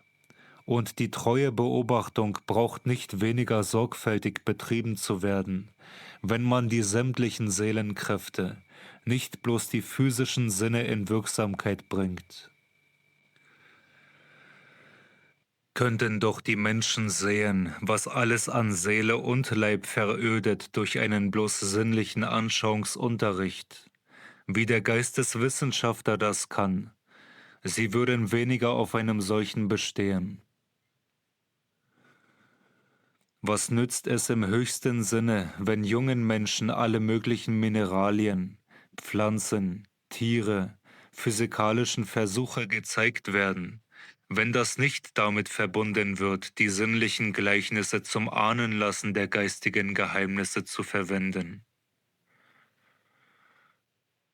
Sicherlich wird mit dem hier Gesagten ein materialistischer Sinn nicht viel anzufangen wissen. Und das ist dem Geisteswissenschaftler nur zu verständlich. Aber ihm ist auch klar, dass eine wirklich praktische Erziehungskunst nie aus dem materialistischen Sinn erwachsen kann. So praktisch sich dieser Sinn dünkt, so unpraktisch ist er in Wirklichkeit, wenn es darauf ankommt, das Leben lebensvoll zu erfassen. Der wahren Wirklichkeit gegenüber ist die materialistische Gesinnung fantastisch, während dieser allerdings die sachgemäßen Auseinandersetzungen der Geisteswissenschaft notwendig fantastisch erscheinen müssen. Zweifellos wird auch noch manches Hindernis zu überwinden sein, bis die durchaus aus dem Leben geborenen Grundsätze der Geisteswissenschaft in die Erziehungskunst eindringen. Aber das ist ja natürlich. Deren Wahrheiten müssen gegenwärtig noch für viele ungewohnt sein. Sie werden sich aber der Kultur einverleiben, wenn sie wirklich die Wahrheit sind. Nur durch ein deutliches Bewusstsein davon, wie die einzelnen Erziehungsmaßnahmen auf den jungen Menschen wirken, kann der Erzieher immer den richtigen Takt finden, um im einzelnen Falle das Richtige zu treffen. So muss man wissen, wie die einzelnen Seelenkräfte, nämlich Denken, Fühlen und Wollen, zu behandeln sind, damit deren Entwicklung wieder auf den Ätherleib zurückwirkt, während dieser sich zwischen Zahnwechsel und Geschlechtsreife durch die Einflüsse von außen immer vollkommener gestalten kann.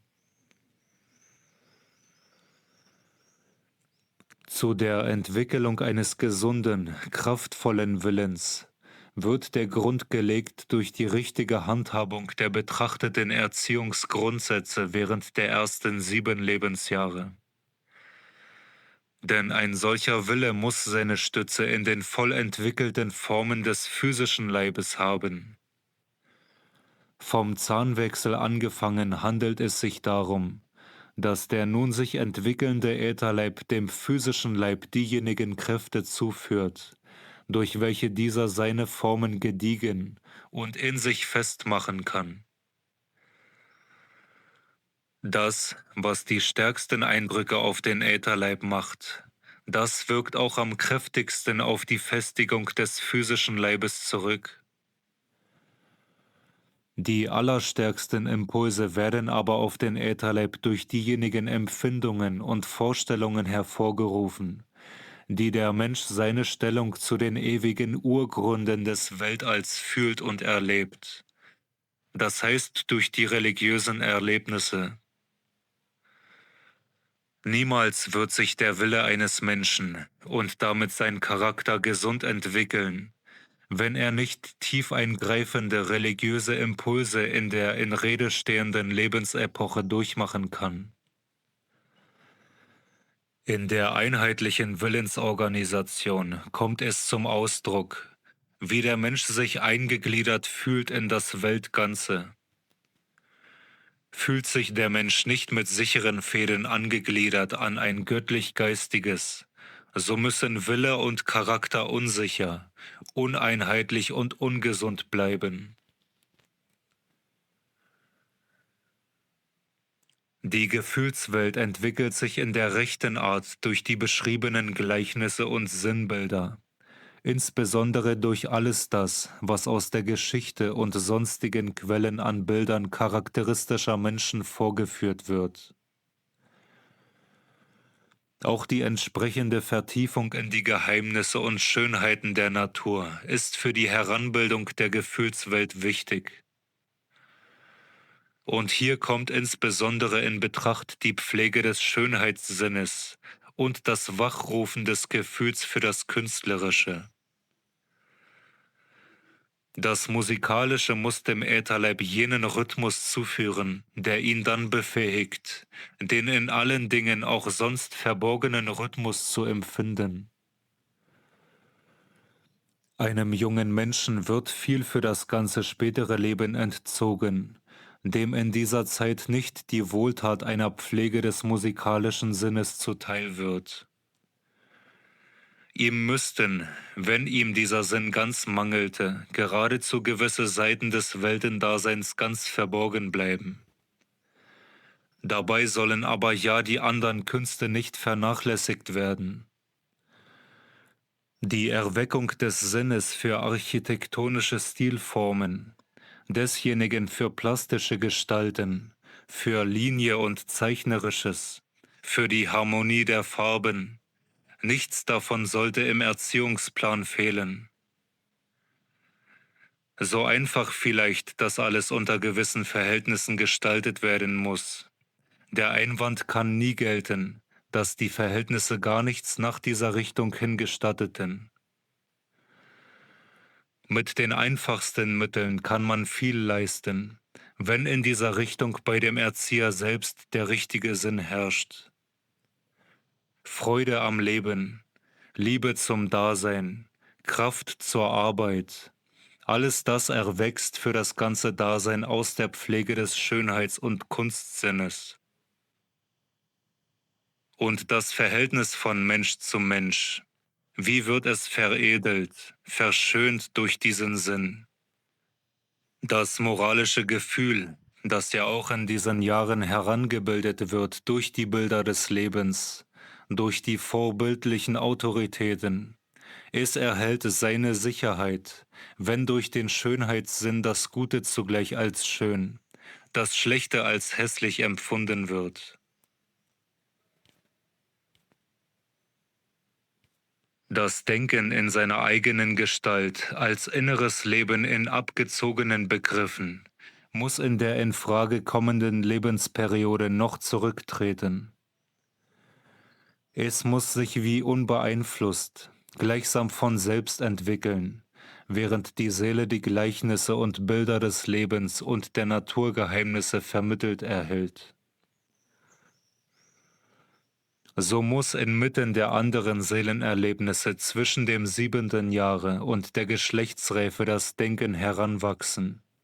Die Urteilskraft muss so reifen, damit dann, nach erfolgter Geschlechtsreife, der Mensch fähig werde, den Dingen des Lebens und Wissens gegenüber sich in voller Selbstständigkeit seine Meinung zu bilden. Je weniger man vorher unmittelbar auf die Entwicklung der Urteilskraft einwirkt, und je besser man es mittelbar durch die Entwicklung der anderen Seelenkräfte tut, umso besser ist es für das ganze spätere Leben des betreffenden Menschen. Nicht nur für den geistigen Teil der Erziehung, sondern auch für den physischen liefert die Geisteswissenschaft die rechte Grundlage. Um auch hier ein charakteristisches Beispiel anzuführen, sei auf das Turnen und die Jugendspiele hingewiesen. Wie Liebe und Freude die Umgebung der ersten Kinderjahre durchdringen muss, so muss der heranwachsende Ätherleib in sich durch die körperlichen Übungen das Gefühl seines Wachstums, der stets sich steigernden Kraft in sich wirklich erleben. Die Turnübungen zum Beispiel müssen so ausgebildet werden, dass bei jeder Bewegung, bei jedem Schritte sich im Innern des jungen Menschen das Gefühl einstellt: Ich fühle wachsende Kraft in mir. Und dieses Gefühl muss sich des Innern als eine gesunde Lust, als Wohlbehagen bemächtigen. Um Turnübungen in diesem Sinne auszudenken, dazu gehört freilich mehr als eine verstandesmäßige anatomische und physiologische Kenntnis des menschlichen Leibes.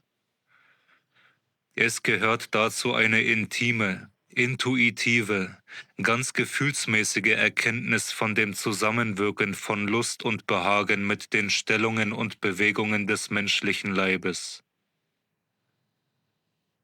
Der Ausgestalter solcher Übungen muss in sich erleben können, wie eine Bewegung, eine Stellung der Glieder ein lustvolles, behagliches Kraftgefühl erzeugt, etwas anderes eine Art Kraftverlust und so weiter. Dass Turnen und Leibesübungen in dieser Richtung gepflegt werden können. Dazu gehört dasjenige bei dem Erzieher, was ihm nur die Geisteswissenschaft und vor allem eine geisteswissenschaftliche Gesinnung geben kann. Man braucht dazu nicht etwa gleich das Hineinschauen in die geistigen Welten, sondern nur den Sinn dafür, im Leben das anzuwenden, was sich aus der Geisteswissenschaft ergibt.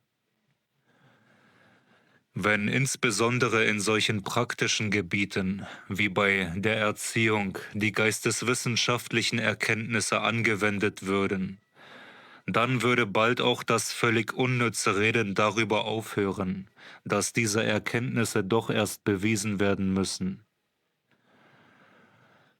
Wer sie richtig anwendet, dem werden sie sich im Leben dadurch beweisen, dass sie dieses gesund und stark machen. Er wird gerade dadurch, dass sie sich in der Praxis bewähren, ersehen, dass sie wahr sind, und dadurch muss er sie besser bewiesen finden, als durch alle logischen und sogenannten wissenschaftlichen Gründe.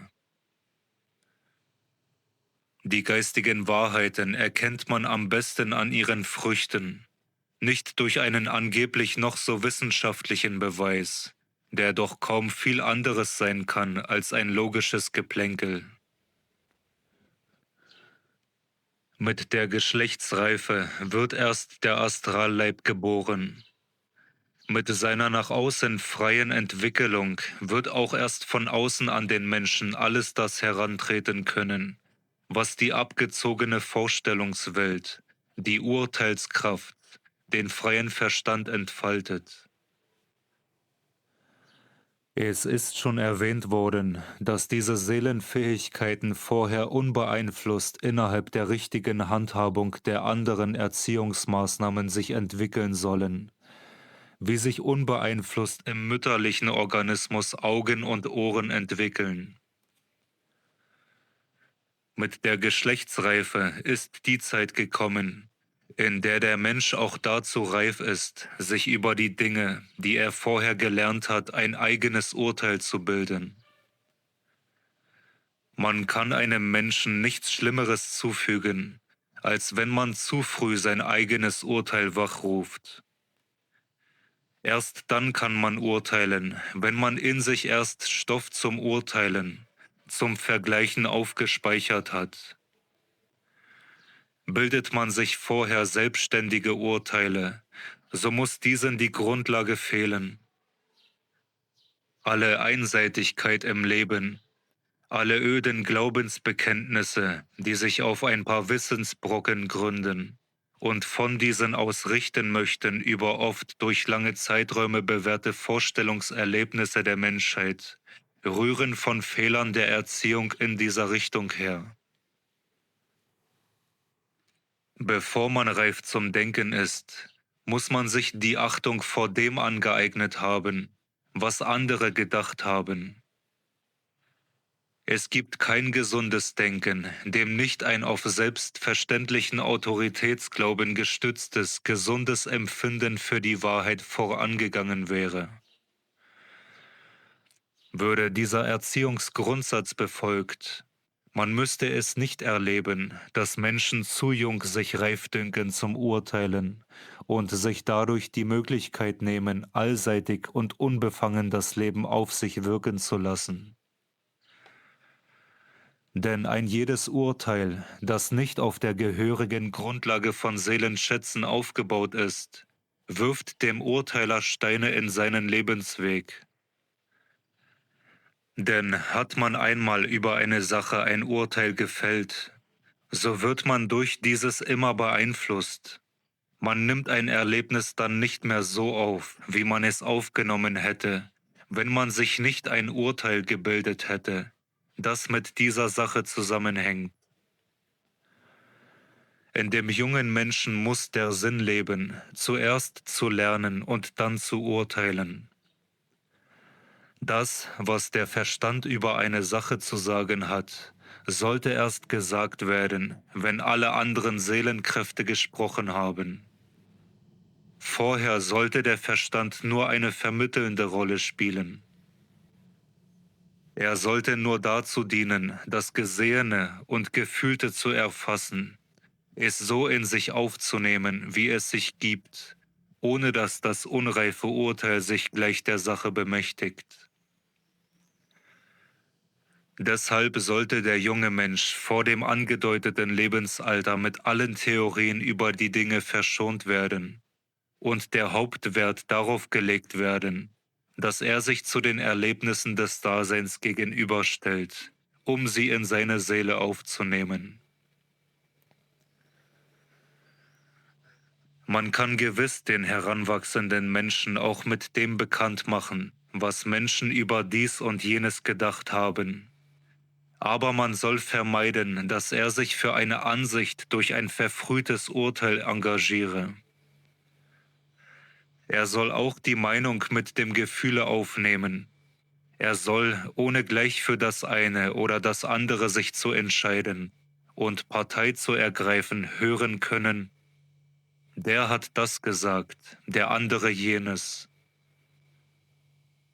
Es wird zur Pflege eines solchen Sinnes von Lehrern und Erziehern allerdings ein großer Takt verlangt. Aber geisteswissenschaftliche Gesinnung ist gerade imstande, diesen Takt zu geben.